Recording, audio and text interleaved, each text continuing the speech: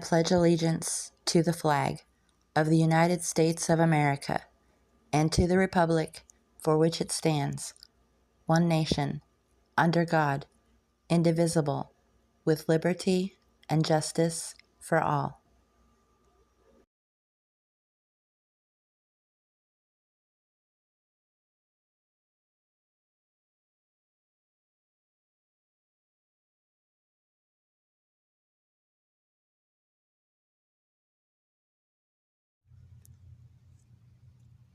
Give me liberty, or give me death. Patrick Henry, March 23rd, 1775. Quote, "No man thinks more highly than I do of the patriotism, as well as abilities, of the very worthy gentlemen who have just addressed the House. But different men often see the same subject in different lights, and therefore I hope it will not be thought disrespectful to those gentlemen if, entertaining as I do, opinions of a character very opposite to theirs, I shall speak forth my sentiments freely and without reserve. This is no time for ceremony. The question before the House is one of awful moment to this country.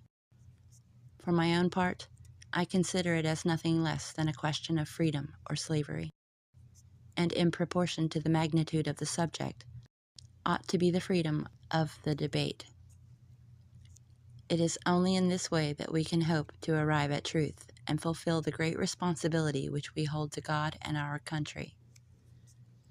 Should I keep back my opinions at such a time, through fear of giving offense, I should consider myself as guilty of treason towards my country, and of an act of disloyalty towards the majesty of heaven, which I revere above all earthly kings. Mr. President, it is natural to man to indulge in the illusions of hope. We are apt to shut our eyes against a painful truth, and listen to the song of that siren until she transforms us into beasts. Is this the part of wise men engaged in a great and arduous struggle for liberty? Are we disposed to be of the number of those who, having eyes, see not, and having ears, hear not, the things which so nearly concern their temporal salvation? For my part, whatever anguish of spirit it may cost, I am willing to know the whole truth, to know the worst, and to provide for it. I have but one lamp by which my feet are guided, and that is the lamp of experience. I know of no way of judging of the future but by the past.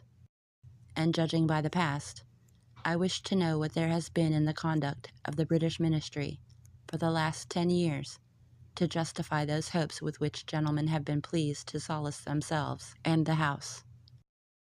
Is it that insidious smile with which our petition has been lately received? Trust it not, sir. It will prove a snare to your feet. Suffer not yourselves to be betrayed with a kiss. Ask yourselves how this gracious reception of our petition comports with those warlike preparations which cover our waters and darken our land. Are fleets and armies necessary to a work of love and reconciliation? Have we shown ourselves so unwilling to be reconciled that force must be called in to win back our love? Let us not deceive ourselves, sir. These are the implements of war and subjugation, the last arguments to which kings resort. I ask, gentlemen, sir, what means of this martial array, if its purpose be not to force us into submission? Can gentlemen assign any other possible motive for it? Has Great Britain any enemy in this quarter of the world to call for all this accumulation of navies and armies? No, sir, she has none. They are meant for us. They can be meant for no other.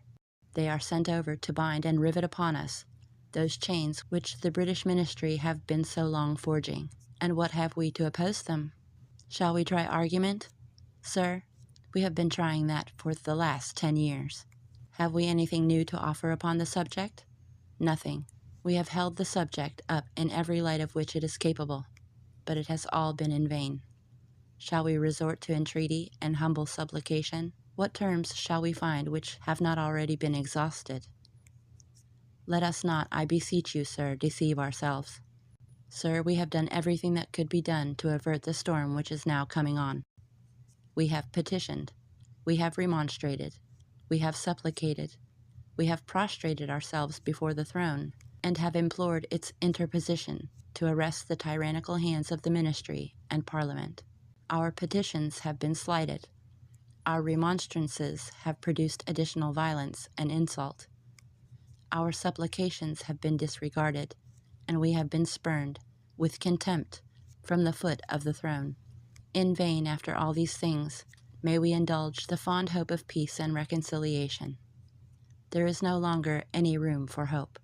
If we wish to be free, if we mean to preserve inviolate those inestimable privileges for which we have been so long contending, if we mean not basely to abandon the noble struggle in which we have been so long engaged, and which we have pledged ourselves never to abandon until the glorious object of our contest shall be obtained, we must fight.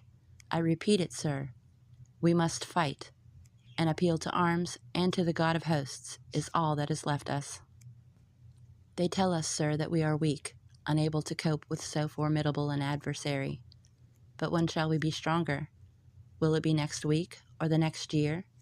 Will it be when we are totally disarmed and when a British guard shall be stationed in every house? Shall we gather strength by irresolution and inaction? Shall we acquire the means of effectual resistance by lying supinely on our backs and hugging the delusive phantom of hope until our enemies shall have us bound hand and foot? Sir, we are not weak if we make a proper use of those means which the God of nature hath placed in our power. The millions of people, armed in the holy cause of liberty, in such a country as that which we possess, are invincible by any force which our enemy can send against us. Besides, sir, we shall not fight our battles alone. There is a just God who presides over the destinies of nations, and who will raise up friends to fight our battles for us. The battle, sir, is not to the strong alone. It is to the vigilant, the active, the brave. Besides, sir, we have no election. If we were base enough to desire it, it is now too late to retire from the contest. There is no retreat but in submission and slavery. Our chains are forged. Their clanking may be heard on the plains of Boston. The war is inevitable, and let it come. I repeat it, sir. Let it come. It is in vain, sir, to extenuate the matter. Gentlemen may cry, peace, peace, but there is no peace. The war is actually begun. The next gale that sweeps from the north will bring to our ears the clash of resounding arms. Our brethren are already in the field. Why stand we here idle? What is it that gentlemen wish? What would they have? Is life so dear, or peace so sweet, as to be purchased at the price of chains and slavery? Forbid it, Almighty God. I know not what course others may take, but as for me, give me liberty, or give me death.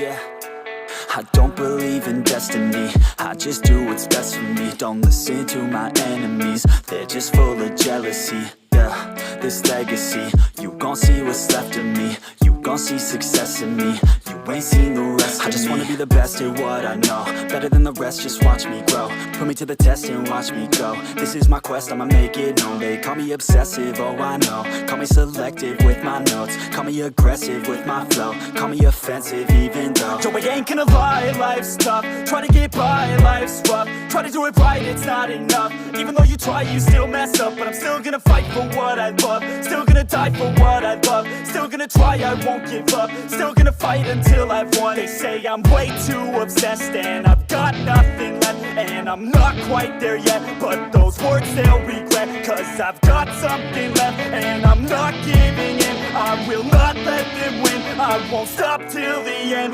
no.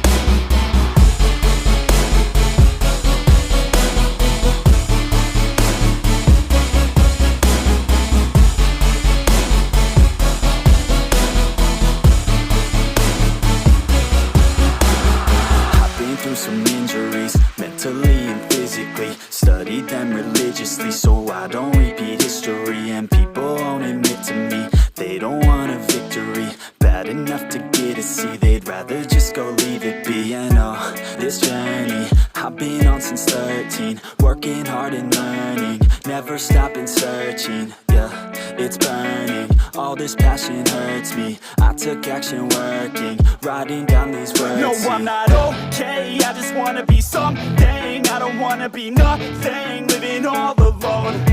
No, I'm not alright, I'm just barely getting by. But I'll tell you I'm just fine, so you leave me alone.